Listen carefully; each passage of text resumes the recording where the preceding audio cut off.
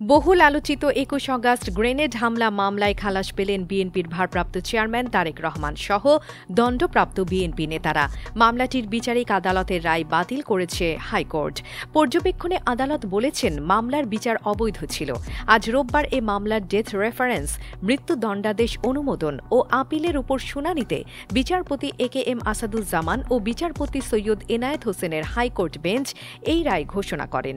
গত ২১ নভেম্বর মামলায় death reference ও আপিলের উপর শুনানি শেষে যেকোনো দিন রায় ঘোষণার জন্য রেখেছিল হাইকোর্ট। পরে রায় ঘোষণার দিন ধার্য করা হয় রোববার।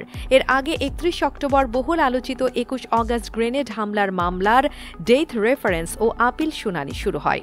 ২০০৪ সালের ২১ আগস্ট রাজধানী বঙ্গবন্ধুর এভিনিউয়ে আওয়ামী লীগের সন্ত্রাসী বিরোধী সমাবেশে এই গ্রেনেড হামলা হয়। এই ঘটনায় করা মামলায় ২০১৮ সালে ঢাকার দ্রুত বিচার ট্রাইব্যুনাল এক বিচারক শাহিদ নুরউদ্দিন রায় ঘোষণা করেন। রায়ে ২০০১ থেকে ২০০৬ আমলের বিএনপি জামাত জোট সরকারের স্বরাষ্ট্র প্রতিমন্ত্রী লুৎফুজ্জামান বাবর, উপমন্ত্রী আব্দুস সালাম পিন্টু সহ ১৯ জনকে মৃত্যুদণ্ড দেয়া হয়। মৃত্যুদণ্ডপ্রাপ্ত আসামিদের মধ্যে ব্রিগেডিয়ার জেনারেল অবসরপ্রাপ্ত আব্দুর রহিম ও আসামি শেখ আব্দুস সালাম ২০২১ সালে চিকিৎসাধীন অবস্থায় মারা যান।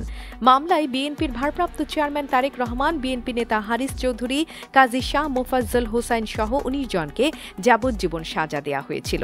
এছাড়া বিভিন্ন মেয়াদে ১১ জনকে দণ্ড দেয় বিচারিক আদালত। এরপর ওই বছরই হাইকোর্টে ডেথ রেফারেন্স আসে।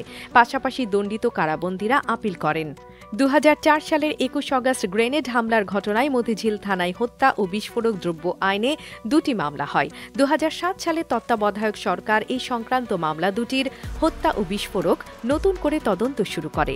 ২০০৮ সালে ২২ জনকে আসামি করে অভিযোগপত্র দেয় পুলিশের অপরাধ তদন্ত বিভাগ সিআইডি। মুক্তি টিভি নিউজ ডেস্ক।